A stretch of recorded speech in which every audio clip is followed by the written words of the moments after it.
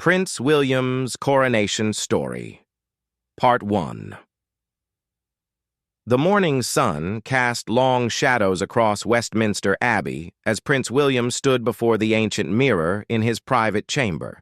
His hands trembled slightly as he adjusted the ceremonial robes that would soon make him the next in line for the throne in a way the world had never seen before. Today was different from any other royal ceremony. Today, he would break a tradition that had lasted for centuries. William had spent months planning this moment with his closest advisors. The idea came to him during a late-night conversation with Catherine about how the monarchy needed to connect with ordinary people. Social media had changed everything. People wanted authenticity, not just pageantry. They wanted to see the human side of royalty, not just the crown and ceremony. His phone buzzed with messages from his communications team. The official royal accounts had been building anticipation for weeks, but nobody knew what William had planned. Even his father, King Charles, had only been given hints about the surprise element his son intended to include in the coronation ceremony. The Abbey was filling with dignitaries from around the world. Presidents, prime ministers, and royal families from dozens of countries had traveled to witness this historic moment. Television crews from every major network were setting up their equipment, expecting to broadcast the same type of formal ceremony that had been repeated for generations. But William had other plans. 3 months earlier, he had visited a children's hospital in Manchester. A young boy named Tommy, who was battling cancer, had asked him a simple question that changed everything. "Why do you always look so serious in pictures? My mom says you're probably fun, but we never see you smile like a normal person." That innocent question from an 8-year-old had planted a seed in William's mind. He realized that despite all the charity work, despite all the public appearances, the royal family still felt distant to many people. They were symbols rather than human beings. The coronation would be watched by billions of people around the world. What if he could use that moment to show something real? His stylist knocked on the door, interrupting his thoughts. "Your Royal Highness, it's time for the final preparations." William nodded, but instead of immediately following the traditional protocol, he pulled out his personal phone. His social media team had been instructed to hand over control of the official accounts to him for the day. They thought he wanted to post some standard ceremonial photos. They had no idea what was really coming. He opened the camera app and looked at himself in the mirror. The formal robes, the ceremonial sword, the ancient regalia, it all looked exactly as people expected, but his face told a different story. For the first time in years of public appearances, William allowed his genuine emotions to show. The weight of responsibility, the love for his country, the hope for the future, it was all there in his expression. His finger hovered over the post button. Once he shared this, there would be no going back. The royal protocol team would probably panic. The traditional media might criticize him. But he thought about Tommy in the hospital, about all the young people who felt disconnected from institutions like the monarchy. The walk to Westminster Abbey took 15 minutes. Crowds lined the streets, waving flags and cheering. But William noticed something different this time. People were holding up their phones, not just to take pictures, but to share their own stories about what the monarchy meant to them. Social media had turned spectators into participants. Inside the Abbey, the ceremony began according to ancient tradition. The Archbishop of Canterbury spoke the words that had been repeated for centuries. The choir sang hymns that had echoed through these walls for generations. Everything proceeded exactly as planned, until the moment when William was supposed to simply stand and receive the ceremonial blessing. Instead, he did something unprecedented. He pulled out his phone. The gasps from the congregation were audible. Television commentators around the world fell silent, unsure of what they were witnessing. Royal protocol experts watching from their studios struggled to explain what was happening, but William knew exactly what he was doing. As the Archbishop paused in surprise, William opened his social media app and began typing a message that would change how the world saw the British monarchy forever. "Right now, in this ancient abbey, I'm not just becoming a symbol," he typed. "I'm making a promise to every person watching this, whether you're in a palace or a council flat, whether you're 8 years old like my friend Tommy or 80 years old like my grandmother was. I promise to be real with you." He attached the photo he had taken in his chamber, showing not the polished royal image the world was used to, but a man genuinely moved by the responsibility he was accepting. The post went live instantly, within seconds. The Abbey's Wi-Fi was overwhelmed as every person in attendance tried to refresh their social media feeds. News producers around the world frantically tried to figure out how to cover this unprecedented moment. Was it appropriate? Was it revolutionary? Was it brilliant? Or was it a disaster? But the real reaction was happening online, where millions of ordinary people were seeing something they had never seen before. A member of the royal family being completely, authentically human at the most formal moment of his life. The numbers started climbing immediately. Thousands of shares became tens of thousands, then hundreds of thousands. The hashtag #FactorRealRoyal began trending in over 50 countries within minutes. In living rooms across Britain, families gathered around televisions found themselves reaching for their own phones, sharing their own thoughts about what it meant to see their future king breaking protocol in such a personal way. The ceremony continued, but everyone knew that something fundamental had shifted. This wasn't just a coronation anymore. It was the moment when the monarchy stepped fully into the digital age, with all the risks and possibilities that came with it. William had no idea yet how the world would react to his decision. As he continued through the ancient ritual, his phone buzzing constantly in his pocket, he could only hope that his instinct had been right, that in a world hungry for authenticity, sometimes the most powerful thing a leader could do was simply be real. Prince William's Coronation Story, Part 2. The silence in Westminster Abbey lasted exactly 7 seconds, but it felt like an eternity. Every camera in the building focused on Prince William as he stood with his phone in hand, having just posted what would become the most viral royal social media moment in history. The Archbishop of Canterbury, a man who had conducted countless ceremonies with perfect precision, found himself in completely uncharted territory. But then something magical happened. Instead of chaos, instead of outrage, the Abbey filled with something unexpected: applause. It started with a single person in the back rows, someone who understood immediately what William had done. Then another person joined in, then another.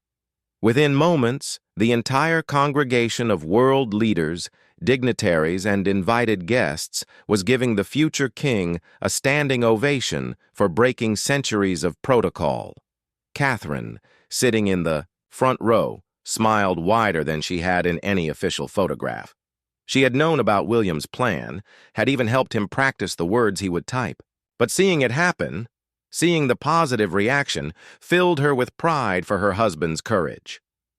Meanwhile, outside the Abbey, the crowd watching on large screens began pulling out their phones. William's post was already spreading like wildfire across every social media platform. The photo of him in his ceremonial robes, looking genuinely emotional rather than stoically formal, was being shared faster than any royal content in history. But the real magic was happening in the comments. "This is why I respect him," wrote Sarah from Liverpool. "He's not afraid to be human." "My daughter just asked me to explain what a coronation is because of this post," shared Marcus from Birmingham. "First time she's ever been interested in the royal family. As someone who's never cared about royalty, this actually made me emotional," posted Elena from Barcelona. The responses weren't just from Britain. Messages were pouring in from around the world in dozens of languages. People who had never paid attention to the British monarchy were suddenly engaging, sharing their own stories about leadership, tradition, and the courage to be authentic. back. In the Abbey, William carefully put his phone away and nodded to the Archbishop to continue. But the energy in the room had completely changed. What had been a formal, predictable ceremony had become something alive, something that felt like it was actually happening in the present moment rather than just repeating the past. Television. Commentators around the world struggled to find the right words. Royal expert after royal expert was brought on air to explain whether this was appropriate, revolutionary, or completely unprecedented. The answer, of course, was all three. In 50 years of covering the royal family, said veteran BBC correspondent Nicholas Witchell, I have never seen anything like this. Prince William has essentially live-tweeted his own coronation, and somehow it feels exactly right for this moment in history. The ceremony continued with the ancient prayers and traditional elements, but now every moment felt different. When William received the ceremonial sword, representing his duty to protect the realm, the weight of that responsibility felt more real because millions of people had just seen him acknowledge it in his own words. When the choir sang, Zadok the priest, the same hymn that had been performed at every British coronation since 1727, it didn't feel like a dusty tradition anymore. It felt like a living connection between past and present, made more meaningful by William's willingness to add his own authentic voice to the ceremony. But the most powerful moment came during the blessing, as the Archbishop placed his hands on William's head and spoke the words of consecration. William's phone buzzed in his pocket. He resisted the urge to check it, but later he would discover that at that exact moment, his original post had reached 10 million shares. More importantly, people weren't just sharing the post. They were adding their own messages of hope, their own stories about what authentic leadership meant to them, their own photos showing them watching the ceremony with their families. The hashtag #IrRealRoyal had evolved beyond just commenting on William's moment. It had become a space where people shared their own experiences of trying to balance responsibility with authenticity, whether they were parents, teachers, business leaders, or students. Emma, a single mother from Manchester, posted, "Watching with my kids. They asked why the prince looked nervous. I told them because the most important jobs are always scary." Real Royal David, a teacher from Scotland, shared, "Just showed this to my class. First time I've seen them actually interested in discussing leadership and tradition." Real Royal, the international response was equally powerful. Government leaders who had attended the ceremony began sharing their own thoughts about the balance between tradition and modernity in leadership. President Macron of France posted, "Leadership in the digital age requires courage to be human. Congratulations to Prince William for showing us what authentic connection looks like." But perhaps the most touching response came from an unexpected source. Tommy, the 8-year-old cancer patient whose question had inspired William's decision, was watching from his hospital bed. His mother helped him post a simple message. "You smiled. I knew you were fun.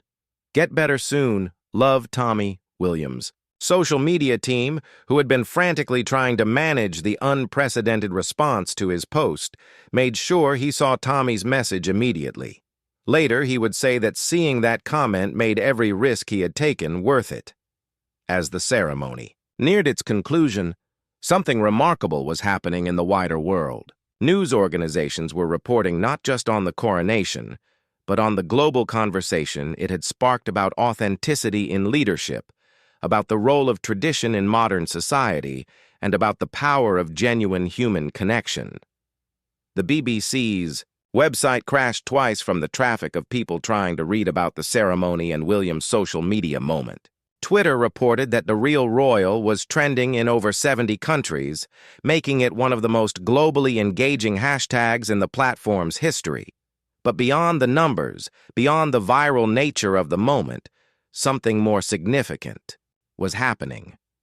People who had felt disconnected from traditional institutions were suddenly engaged. Young people who had never cared about the monarchy were having conversations about leadership and service. Families were gathering to watch the ceremony together, talking about what it meant to balance duty with authenticity. As William prepared for the final elements of the ceremony, he could feel the weight of what he had done. Not the weight of regret, but the weight of possibility. He had opened a door between the monarchy and the people that could never be closed again.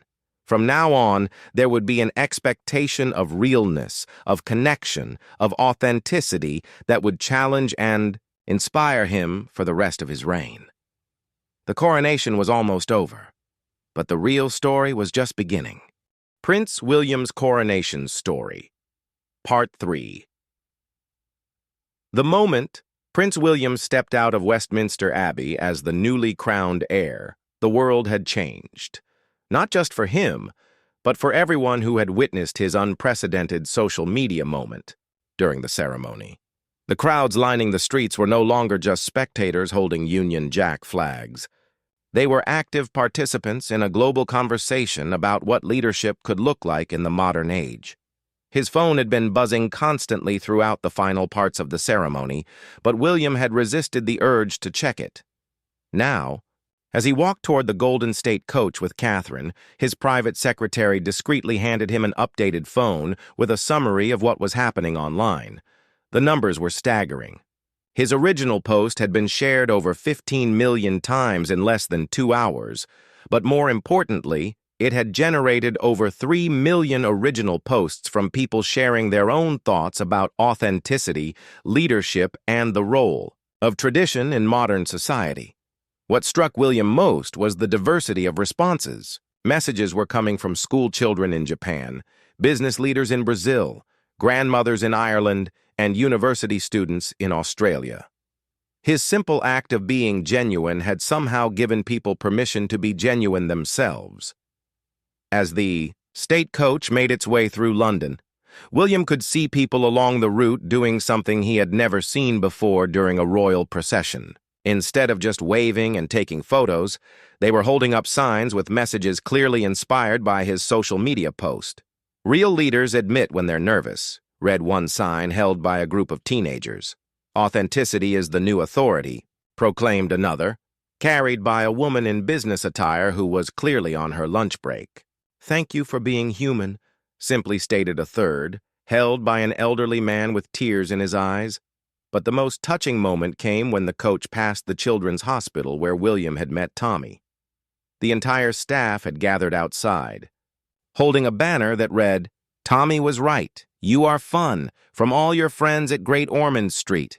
Catherine squeezed William's hand as they waved to the hospital staff. "You did the right thing," she whispered. "Look how happy people are." Meanwhile, back at the Royal Communications Office, controlled chaos was the order of the day. The team had never dealt with anything like this level of engagement. Every royal social media account was receiving thousands of messages per minute. The official website had crashed 3 times from traffic. International media requests were coming in faster than they could be processed. But Sarah Henderson, the head of digital communications, was smiling as she coordinated the response. "This is what we've been trying to achieve for years," she told her team. "Real connection with real people. We just never imagined it would happen like this." The reaction from other members of the royal family was mixed, but ultimately positive.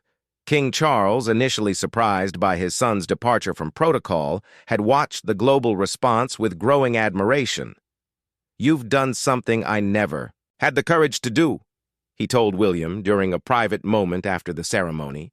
"You've made the monarchy relevant again." Princess Anne, known for her no-nonsense approach, was more direct. "About time someone in this family acted like a normal person in public." But the real validation came from an unexpected source. Queen Elizabeth's former private secretary, who had served the late monarch for over 30 years, released a statement saying, "Her late Majesty always believed that the monarchy's strength came from its ability to evolve while honoring tradition. Prince William has embodied that principle perfectly today." The international media response was overwhelmingly positive, but not without its critics. Some traditionalists argued that William had diminished the dignity of the ceremony by introducing social media into such a sacred moment. Royal historian Dr. Margaret Thornberry appeared on several news programs arguing that the monarchy's power comes from its mystique, and Prince William has shattered that mystique in a single moment. But these voices were drowned out by the volume of positive response from ordinary people around the world. Social media analytics showed that 87% of the engagement with William's post was positive, an unprecedented level of approval for any royal content. More significantly, the post had achieved something that royal communications teams had been trying to accomplish for decades. It had made young people care about the monarchy. Data showed that 64% of the engagement was coming from people under the age of 35, a demographic that had historically shown little interest in royal activities. Universities across Britain reported that applications for history and political science courses focusing on constitutional monarchy had spiked by 300% in the hours following the ceremony. The phrase constitutional monarchy was trending on Google searches worldwide. But perhaps the most significant response came from other world leaders. Presidents and prime ministers who had attended the ceremony began incorporating more authentic, personal communication into their own social media strategies. The Italian prime minister posted a photo of herself looking nervous before a major speech with the caption, "Inspired by Prince William's courage to show that leaders are human too." The Japanese emperor, traditionally one of the most formal figures in world politics, surprised everyone by posting a photo of himself feeding his dogs with a simple message about finding joy in everyday moments. Even corporate leaders began adapting their communication styles. The CEO of a major British bank posted a video acknowledging the company's past mistakes and outlining concrete steps for improvement, explicitly referencing William's example of authentic leadership. Back at Buckingham Palace, William was finally able to check his phone properly. The responses were overwhelming, but one comment stood out among all the others. It was from a young woman named Priya in Mumbai. "I never thought the British royal family had anything to do with me. Today you showed me that leadership is about serving people no matter where they are. Thank you for including all of us in your promise." That comment crystallized for William why his instinct had been correct. The monarchy wasn't just about Britain anymore. In a connected world, royal leadership had global implications. By being authentic, by showing vulnerability and humanity, he had expanded the monarchy's relevance far beyond its traditional boundaries. The economic impact was immediate and significant. Tourism boards across Britain reported a 40% spike in inquiries about visiting royal sites. The official royal merchandise website crashed from demand for items related to the coronation. Publishers rushed to print books about the ceremony and its social media moment. But William knew that the real test would come in the days and weeks ahead. A viral moment was one thing. Sustaining the authentic connection he had created was another challenge entirely. He had raised expectations for royal communication that would be difficult to maintain.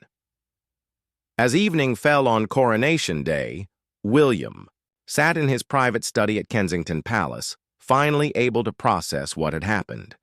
His phone showed over 50 million interactions with his post across all platforms. But more important than the numbers were the stories people were sharing about being inspired to be more authentic in their own lives and leadership roles. The coronation was over, but William realized that his real reign had just begun. Not as a traditional monarch, but as a leader who had proven that authenticity and authority could coexist, that tradition and innovation could strengthen each other, and that in an age of global connection, genuine human emotion could be the most powerful tool of all. Prince William's Coronation Story. Part 4. 3 days after the coronation, Prince William woke up to discover that his life had fundamentally changed. Not just because of his new ceremonial role, but because of the unprecedented connection he had forged with millions of people around the world. His phone showed 847 unread messages from world leaders, celebrities, and ordinary citizens. But the message that caught his attention first was from a surprising source. The principal of a secondary school in Bradford. "Your Royal Highness," the message read, "since your coronation post, our students have been asking to discuss leadership in their history classes. For the first time in my 20-year career, teenagers are voluntarily engaging with constitutional monarchy. Could you possibly visit our school?" This wasn't an isolated request. William's private secretary informed him that they had received over 2,000 invitation letters in just 3 days, ranging from university lectures to community center openings. The demand for his presence had increased tenfold, but more importantly, the nature of the invitations had changed. People weren't just asking for a royal visit. They were asking for authentic conversations about leadership, service, and social responsibility. The challenge now was how to maintain the genuine connection he had created without it becoming just another PR strategy. William knew that people could sense authenticity, and they could equally sense when someone was trying to manufacture it. His first test came sooner than expected. A major London newspaper had published an editorial criticizing his social media moment, calling it undignified and a dangerous precedent that reduces the monarchy to the level of celebrity culture. The traditional response would have been for the palace to issue a formal statement defending the prince's actions. Instead, William decided to respond personally. He crafted a thoughtful reply on social media, acknowledging the criticism while explaining his perspective. "I understand the concern about balancing tradition with modern communication. The last thing I want is to diminish the dignity of the monarchy. But I believe dignity comes from authenticity, not distance. If sharing my genuine feelings about serving our country makes me seem more like a celebrity than a royal, then perhaps we need to reconsider what modern royalty should look like." The response was immediate and overwhelmingly supportive. People appreciated that he had engaged directly with criticism rather than hiding behind palace statements. More importantly, it sparked a genuine debate about the role of monarchy in the 21st century, with William actively participating in the conversation, rather than being a passive subject of it. The ripple effects continued to spread globally. In Canada, Prime Minister Trudeau posted a photo of himself looking emotional during a speech about climate change with the caption, "Sometimes the most important messages require showing how much we actually care." The post received more engagement than any of his previous social media content. In Australia, the debate about becoming a republic, which had been simmering for decades, took an unexpected turn. Rather than focusing on rejecting the monarchy, many Australians began discussing what they wanted from their leaders, regardless of the constitutional structure. William's example had shifted the conversation from institutional structures to leadership qualities. But perhaps the most significant change was happening in Britain itself.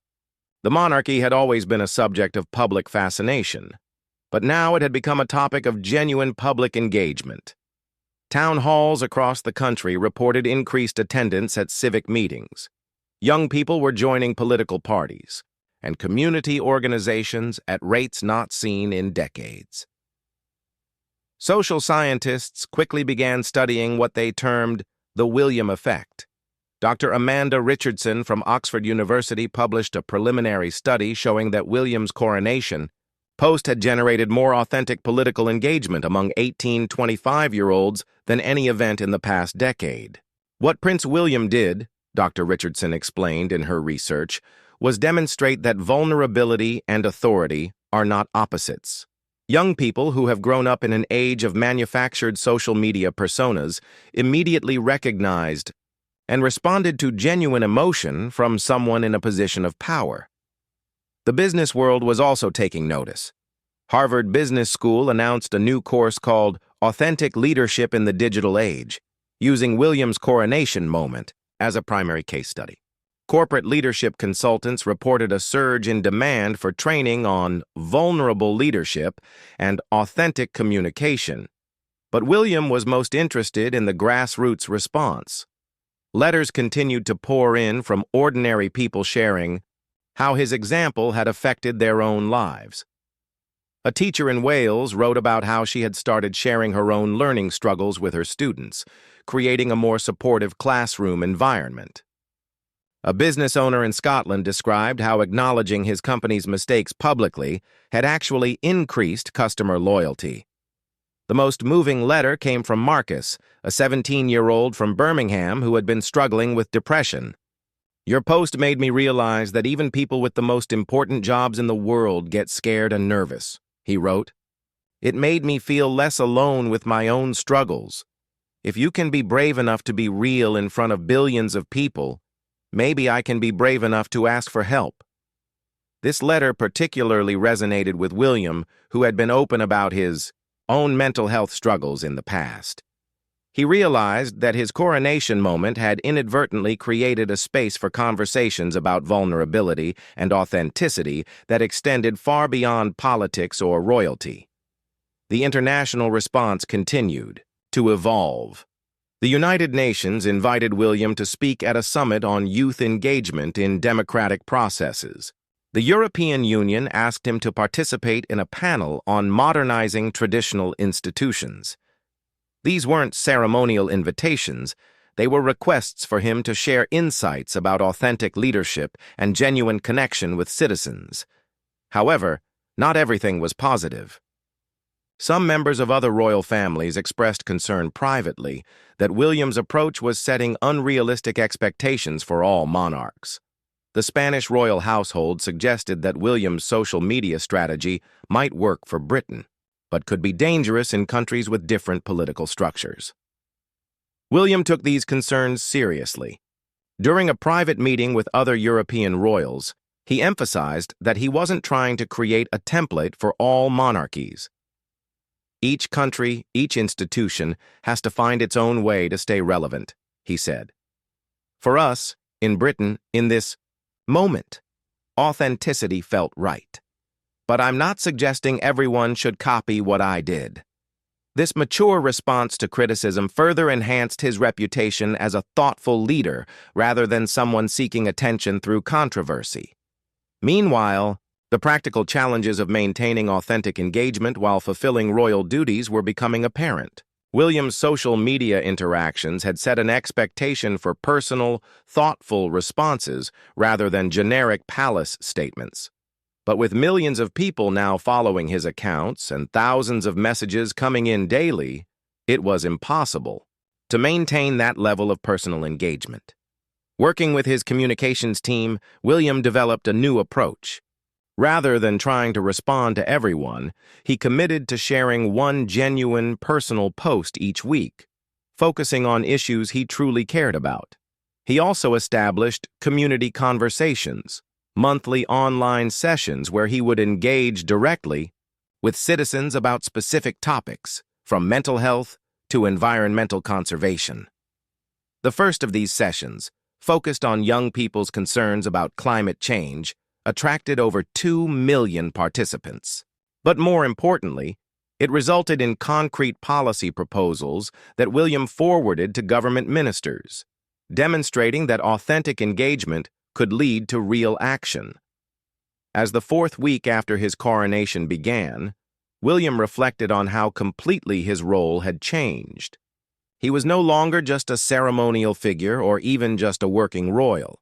He had become a bridge between traditional institutions and modern citizens, demonstrating that authenticity and authority could not only coexist, but actually strengthen each other.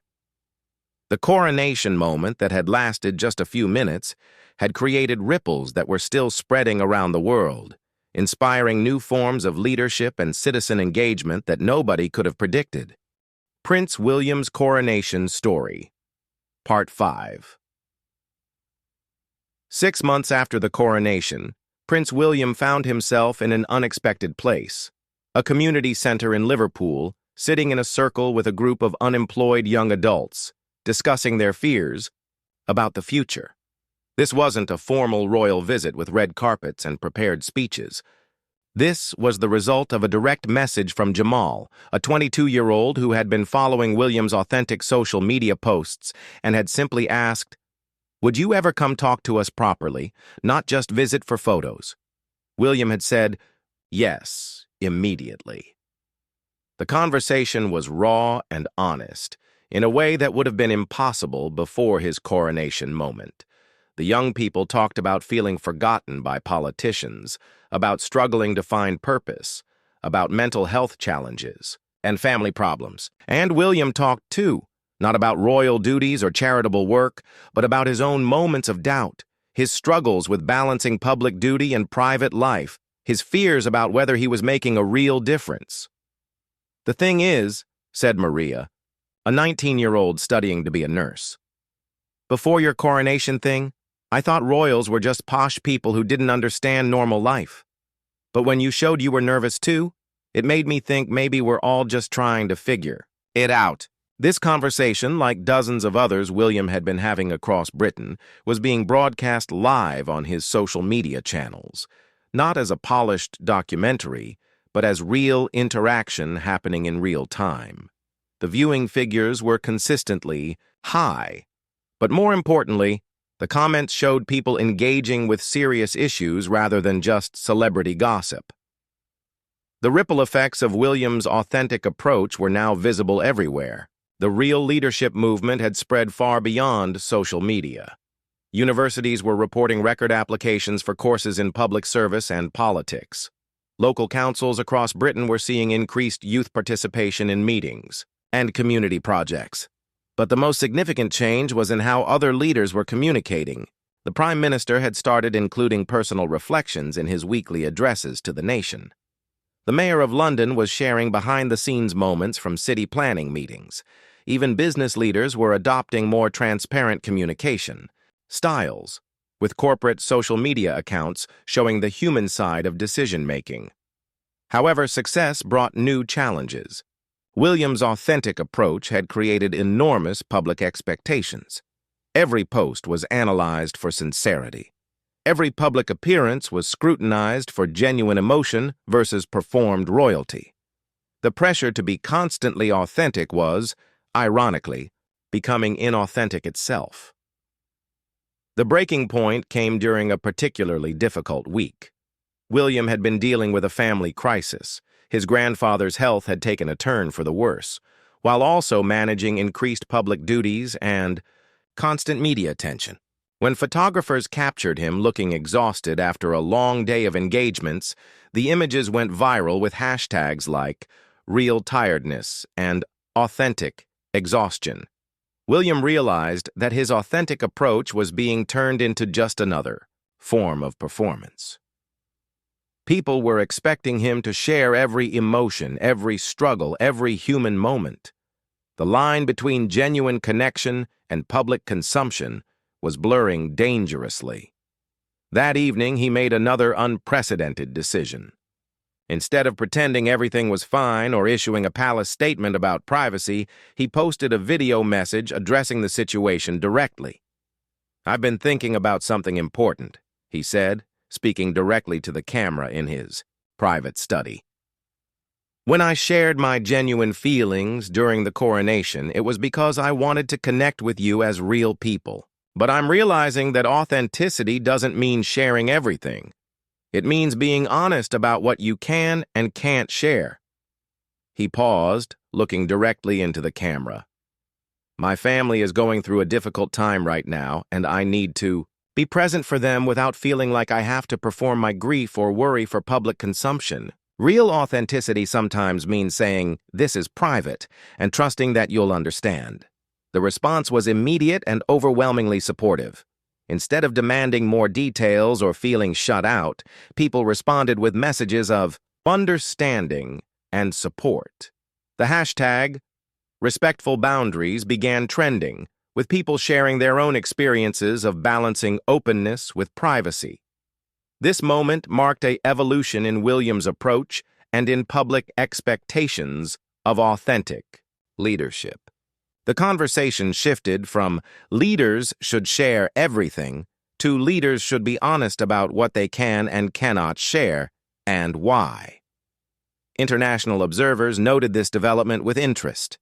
The French president's communications team studied William's boundary setting as a model for how leaders could maintain authenticity without sacrificing necessary privacy. The German chancellor referenced William's approach in a speech about the balance between transparency and effective governance. But the most profound impact was on young people who had been inspired by William's original coronation moment. Many had initially interpreted his authenticity as permission to share everything about their lives on social media. His clarification about boundaries sparked important conversations about healthy social media use and the difference between authentic expression and performative vulnerability. School counselors across Britain reported that students were having more mature conversations about mental health, privacy, and genuine versus performed emotion. The William effect had evolved from encouraging openness to encouraging thoughtful communication. Meanwhile, the practical impacts of William's approach continued to grow. The policies and initiatives that had emerged from his community conversations were being implemented across the country. Mental health services for young people had been expanded based on insights from his online discussions. Environmental policies had been adjusted to reflect concerns raised during his climate change sessions. More significantly, William's model of authentic leadership was being studied and adapted by institutions worldwide. The World Economic Forum invited him to lead a session on leadership in the age of authenticity. Harvard's Kennedy School of Government created a fellowship program based on his approach to community engagement. But William remained focused on the personal connections that had started everything. He continued his regular community visits, his online conversations, and his commitment to honest communication. However, he had learned to balance openness with wisdom, authenticity with privacy, connection with boundaries. The young cancer patient Tommy, whose question had originally inspired William's coronation moment, had recovered significantly. When he visited the palace for the first time, he told William, "You kept your promise about being real, but I also like that you don't tell us everything. My mom says that's what grown-ups do. They share what helps and keep private what should be." Private! From the mouth of a 9-year-old had come perhaps the wisest summary of what William's authentic leadership journey had achieved. The understanding that true authenticity includes knowing when not to share, that real connection requires healthy boundaries, and that genuine leadership sometimes means protecting others from unnecessary burdens. As William looked toward the future, he realized that his coronation moment had been just the beginning. The real work of authentic leadership wasn't in a single viral post or dramatic gesture. It was in the daily choice to be honest, thoughtful, and genuinely connected while maintaining the wisdom to know when silence was more authentic than speech, when privacy was more respectful than sharing, and when protecting others was more important than being completely open. The coronation had taught him that authentic leadership wasn't about being perfect or sharing everything. It was about being genuinely present in each moment, making thoughtful choices about when to be vulnerable and when to be strong, and always remembering that leadership was ultimately about serving others, not performing for them. As the 6-month anniversary of his coronation approached, William prepared for another community conversation, this time with young entrepreneurs who were trying to build businesses while making a positive social impact. He knew that whatever questions they asked, whatever challenges they shared, his response would be guided by the same principle that had driven his coronation moment: the commitment to be real, to be present, and to remember that even princes are, first and foremost, human beings trying to make a difference in the world. Prince William's Coronation Story. Part 6-1. Year after the coronation, Prince William stood once again in Westminster Abbey, but this time for a very different reason. He was attending a memorial service for victims of a tragic flooding disaster that had devastated communities across northern England. The service was being broadcast live, and millions of people around the world were watching, just as they had during his coronation. But William was no longer the same person who had nervously broken protocol with a social media post. The past year had transformed him into something unprecedented, a royal who had mastered the art of authentic leadership while maintaining the dignity and effectiveness that his position required. As he walked to the podium to deliver the memorial address, William's phone was silent in his pocket. He had learned that authentic leadership wasn't about constant digital connection. It was about being fully present in each moment, especially the most difficult ones. His speech that day would be remembered as one of the most powerful addresses ever given by a member of the royal family. He spoke directly to the families who had lost loved ones, acknowledging their pain without trying to minimize it or offer empty platitudes. He shared his own experiences of grief and loss, but in a way that focused on supporting others rather than drawing attention to himself. "A year ago," he said, looking directly into the cameras, "I learned that authentic leadership begins with the courage to be vulnerable. Today I want to share something else I've learned. True strength comes not from pretending we're unbreakable, but from showing up for each other when everything feels broken." The speech resonated globally, but the real impact was felt locally. In the weeks following the memorial service, volunteer applications for flood relief efforts increased by 400%. More importantly, the communities affected by the disaster reported, feeling genuinely supported by their future monarch rather than just visited by him. This memorial service marked the completion of William's transformation from traditional royal to authentic leader. Over the course of a year, he had navigated criticism, managed expectations, set healthy boundaries, and demonstrated that genuine connection with citizens could coexist with effective leadership. The data told part of the story. Royal approval. Ratings had reached historic highs, not just in Britain, but internationally. Youth engagement with democratic processes had increased significantly in countries that followed William's example. Social media discourse around leadership had become more thoughtful and substantive, with less focus on personality and more on character. But the real evidence of William's impact was in the thousands of individual stories that had emerged over the year. Teachers reported students showing more empathy and emotional intelligence. Business leaders described more collaborative workplace cultures. Politicians talked about feeling permission to acknowledge uncertainty and mistakes rather than pretending to have all the answers.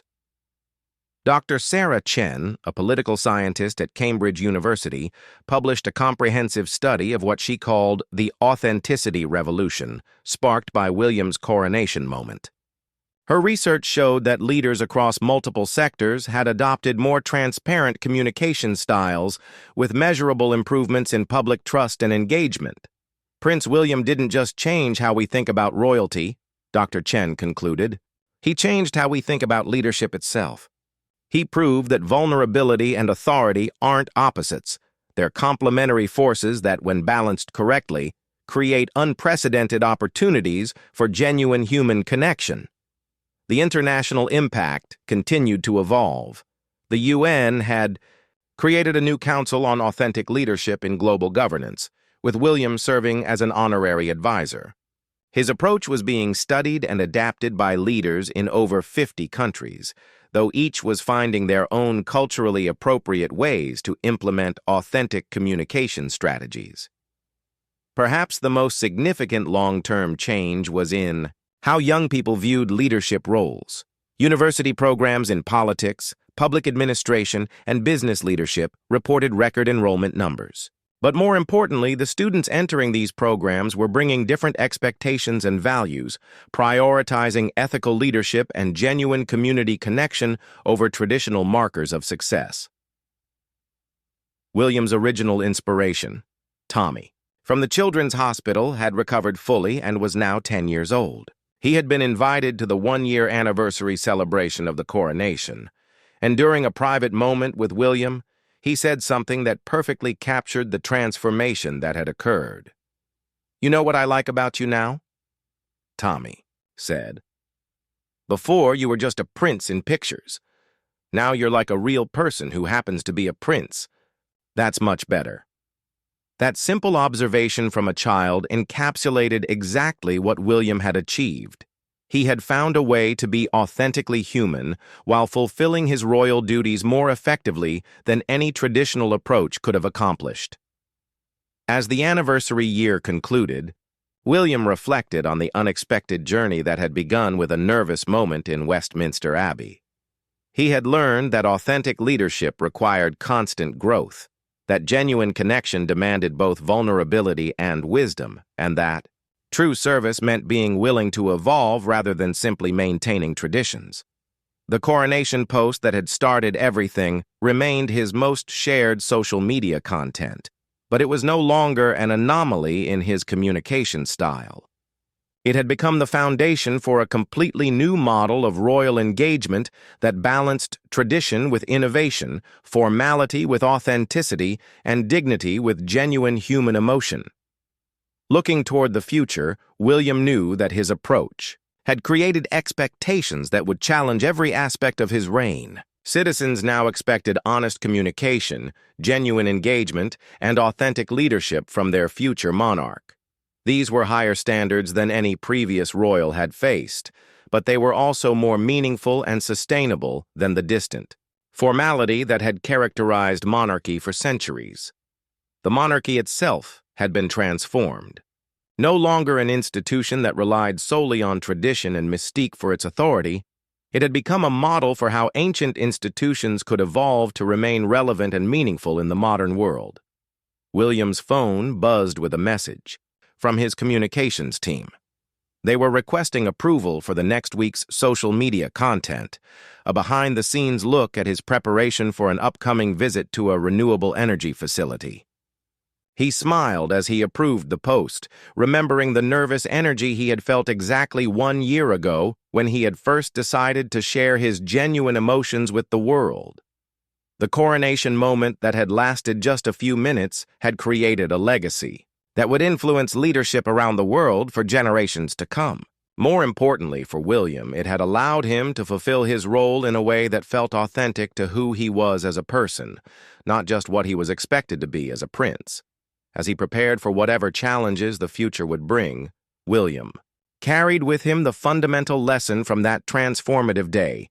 The most powerful thing any leader can do is simply be real, be present, and remember that even in the most formal moments, genuine human connection is always possible and always worth the risk.